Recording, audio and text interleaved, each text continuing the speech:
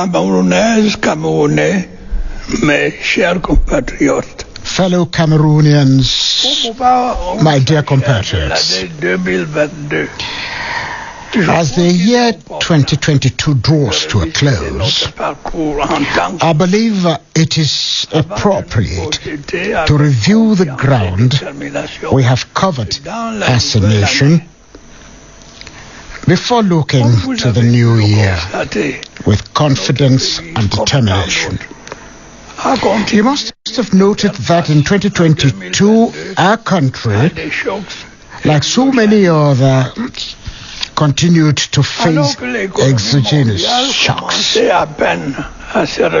Just as the global economy was beginning to recover from the distortions triggered by the COVID-19 pandemic, an armed conflict broke out between Russia and Ukraine in Eastern Europe.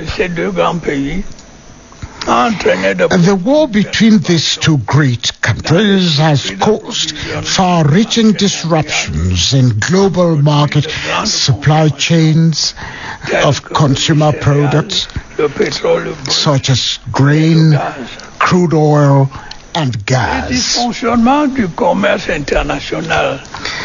The ensuing global trade system dysfunctions also led to shortages in some manufactured goods and other staple products, as well as widespread price hikes. I am prompted by the dire consequences of the war on the economies of countries, particularly developing countries, and the suffering inflicted on innocent civilian populations, to reaffirm the importance of peace and dialogue in conflict resolution. My dear compatriots, despite this challenging context, our economy was able to adapt to the international environment, once again demonstrating resilience with an approximately 3.8% uptick in the growth rate, as against 3.6% in 2021. Inflation remained reasonable, well below the global average. Access to inputs was secured, thus helping to maintain production activities and to mitigate food insecurity risks. All of this was made possible thanks to the stringent measures implemented by the government. Thus, besides increased tax and customs facilities granted under the post-COVID-19 recovery plan, substantial subsidies were accorded businesses in sensitive sectors to sustain our economy's viability and competitiveness. The fight against speculative behaviors and fraudulent exports of staple products was intensified. Engaging strikes were also made to ramp up local productions, curb our dependence on import and promote made in Cameroon products. The government will continue to pay special attention to the coordinated implementation of the import substitution policy and to leveraging opportunities afforded by the African Continental Free Trade Area.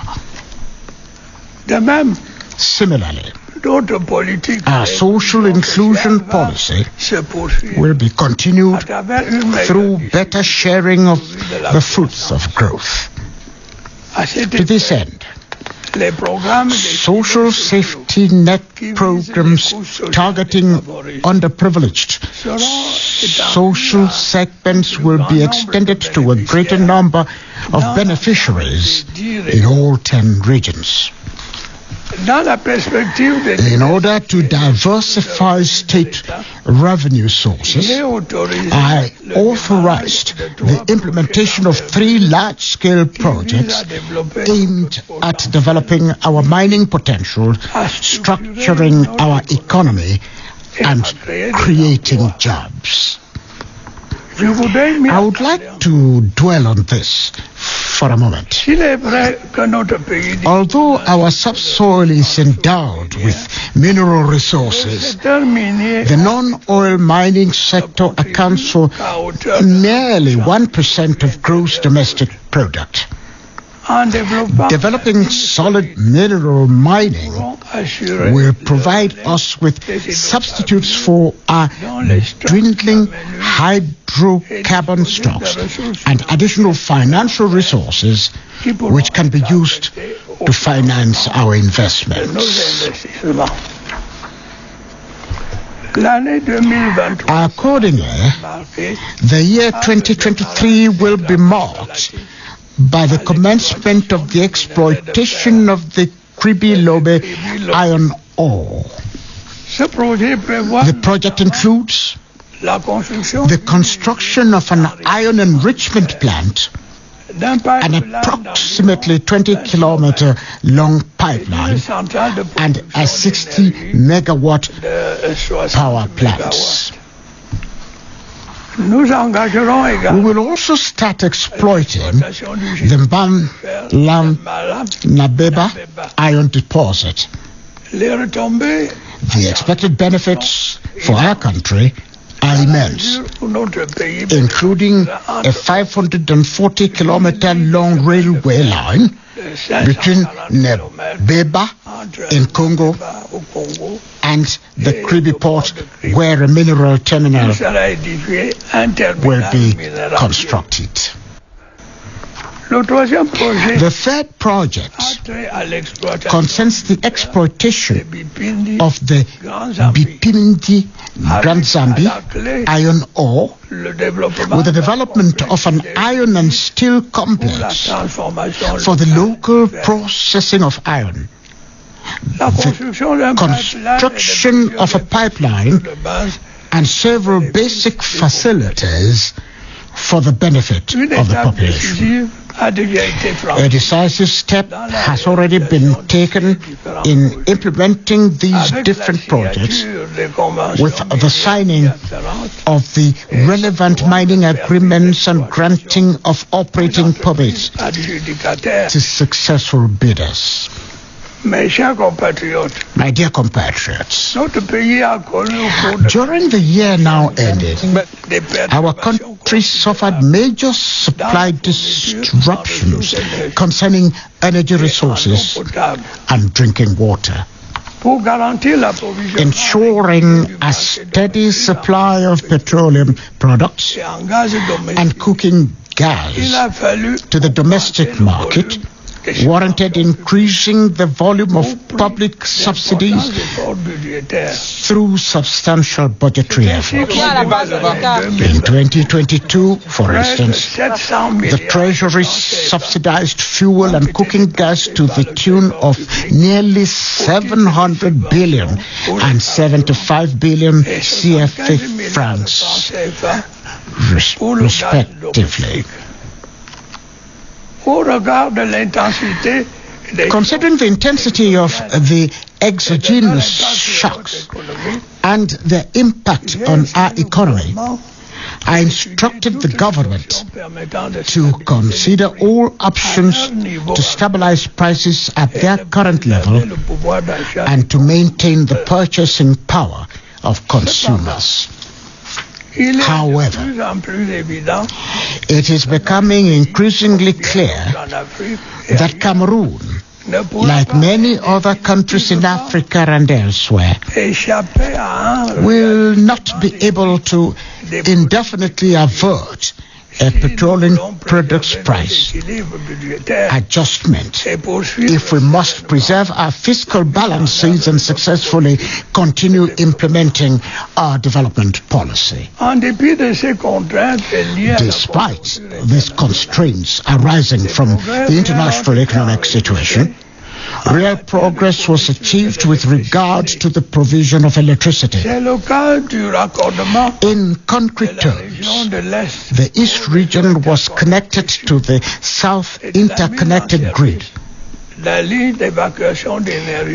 Nyabizan-Yaoundé power transmission line was also commissioned, currently enabling the entire production of the Memvele hydropower dam to be injected into the electrical grid. The situation in this vital sector will improve considerably in 2023 with the commissioning of phase 1 of the National Hydropower Dam and the commencement of work to connect the South-North interconnected grids.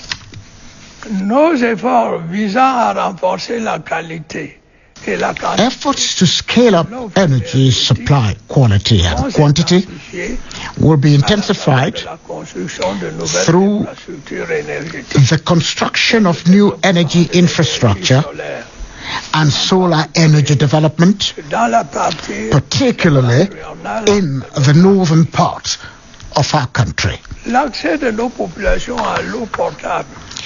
Access to safe drinking water for our population is one of my main concerns. The completion of the project to supply drinking water to the city of Yaoundé and its environs from River Senegal was to provide a lasting solution to the city's water supply shortages.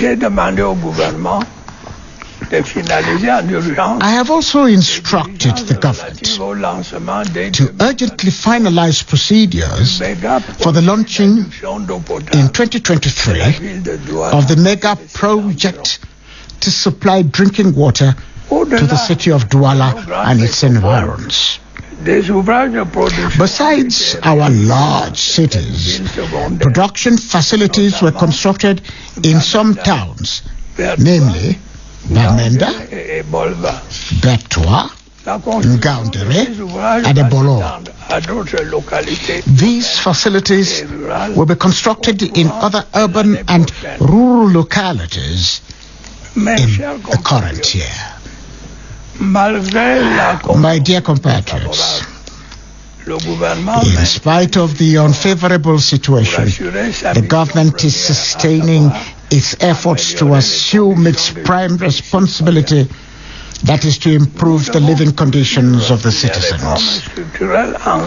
Ongoing structural reforms under the economic and financial program concluded with the International Monetary Fund and other development partners must be continued. I am pleased to note that no sector of activity was neglected despite the particularly challenging economic context of 2022. Without being exhaustive, let us briefly look at a few other sectors besides those already mentioned. In the public works sector, 860 kilometers of road and 460 linear meters of engineering structures were constructed or rehabilitated. These include the commissioning of the bridge over the Cross River between Cameroon and Nigeria, as well as the completion of the asphalting of the road section between Saint-Melema and Brazzaville, thus opening up our country to the markets of neighboring states. The asphalting of the Lena Tibati Ngat road section on National Highway number 15, with the advantage of increasing land links between the country's northern and southern regions. The construction of the Kribi-Lolabe motorway and the Grand Zambi-Kribi Road, which will boost the competitiveness of the Kribi Port Authority. The construction of the Betua-Baturi Road, which will be extended to Yokaduma and beyond. The construction of many road facilities has also helped to open up agricultural production basins. These efforts will be continued in 2023 with the construction of about 700 kilometers of road, including the asphalting of the Ebolova-Akom to Kribi stretch. I have instructed the government to do all it can to ensure the resumption of construction work on the Morad Dabanga Kuseri, Babaju Bamenda, and Kumba Ekondo Titi road sections. Special attention will be paid to rehabilitating urban road networks and improving traffic flow between our major towns. The launching of construction work on the urban section of the Yaoundé-Nsimaleng motorway and the acceleration of work on the Douala-Yaoundé motorway will feature among the government's priorities. The rehabilitation and modernization of the Tiko, Betua, and Kribi airports will also be prioritized to ensure that all regions of our country are served by air transport. Fellow Cameroonians, the year 2022 was also marked by floods, which once again afflicted the inhabitants of the far north region, particularly those of Logoneshari and Mayodanai divisions. This recurrent phenomenon, which is due to climate disruption, calls for strong measures to prevent the ensuing disasters.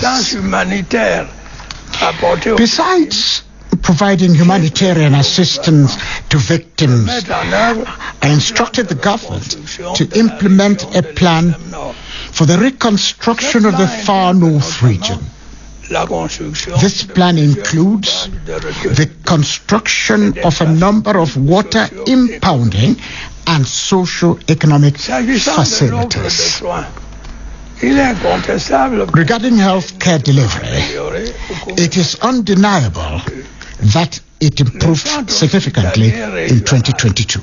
The Regional Hospital Center and the Garoua General Hospital were inaugurated and commissioned. Our country is now capable of providing quality health care in highly specialized fields, such as cardiac surgery and renal transplantation, thanks to the upgrading of the infrastructure and technical equipment of many health facilities. I have enjoyed the government to sustain ongoing efforts in this sector by implementing an extensive plan to upgrade technical equipment and to build the capacity of hospital staff nationwide. My dear compatriots, I now wish to dwell on the security situation. Overall, the situation has been brought under control countrywide, despite the resurgence of urban crime and lingering sporadic attacks by certain terrorist groups in some regions. Thanks to the Army-Nation link, collaboration between our defense forces and the population has contributed to reducing significantly the terrorist threat in the far north, northwest, and southwest regions. With the return to calm, remarkable progress has been achieved in implementing the plan for the reconstruction and development of the said regions. Once more, I want to commend our defense and security forces for sparing no effort in protecting lives and property, particularly in areas prone to terrorism. I also thank our partners for their multifaceted support, and particularly the United States of America for its decisive action in prosecuting those who help to finance terrorist activities in Cameroon from abroad.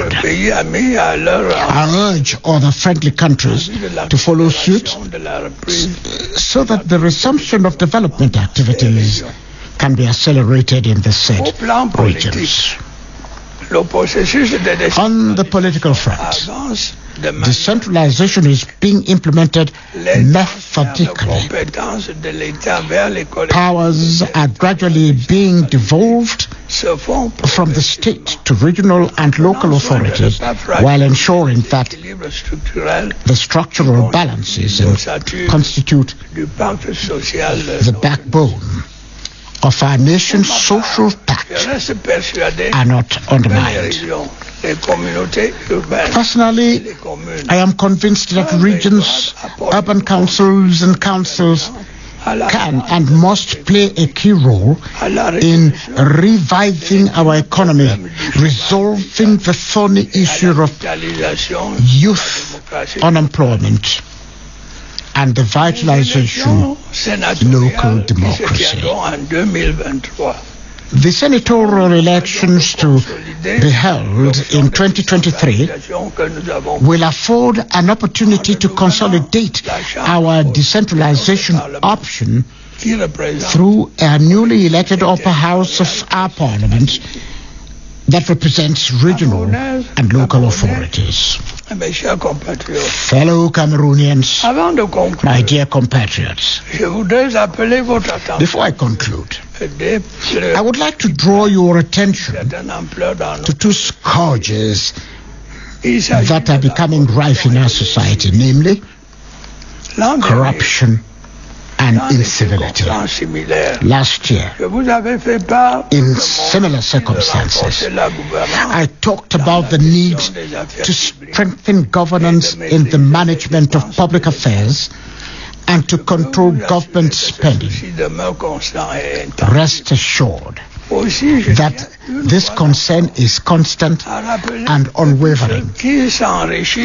I also want to reiterate that those who are illicitly amassing wealth by plundering the state at whatever level will be brought to book. I urge all Cameroonians, regardless of their social standing, to resolutely embark on this crusade, and I have led over the years. Everyone at his or her level should act with integrity and safeguard and common will.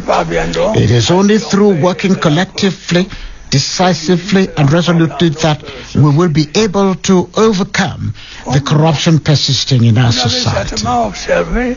You have certainly noticed, like me, growing incivility, violence and disregard for basic social norms or established order in our towns and in the countryside. Such behavior cannot be tolerated in the state of law. Those who take delight in disrupting social order, whether young or old, will answer for such conduct before the competent courts.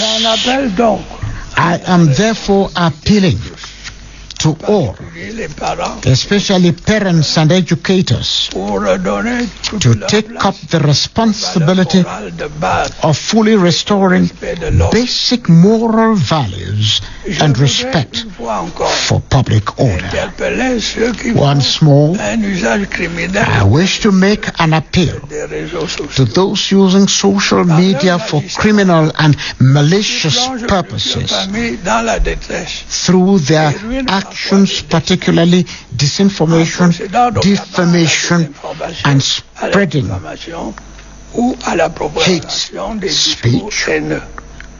They cause distress to numerous families and often ruin lives. Fellow Cameroonians, my dear compatriots, as you are aware, it is by observing personal discipline in our daily behaviors that we will be able to build the modern Cameroon to which we all aspire.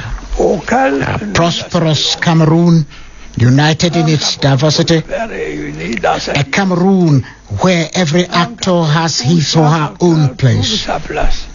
In this regard, I wish to acknowledge the crucial role played by the private sector in the implementation of our development policy. For my part, I will continue to do everything possible to ensure our country's progress. I know I can count on each and every one of you to achieve that. Happy and prosperous New Year 2023. Long live the Republic. Long live Cameroon. Vive la République. Vive le Cameroun.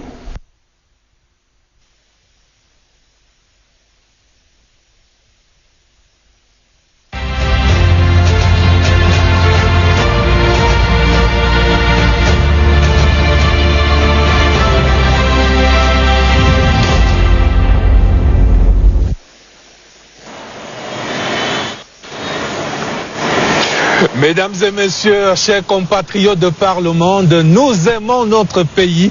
Nous sommes au monument Le Patriote et j'ai le plaisir d'accueillir l'éditorialiste Evelino Ona Essomba, par ailleurs chef de chaîne CRTV News.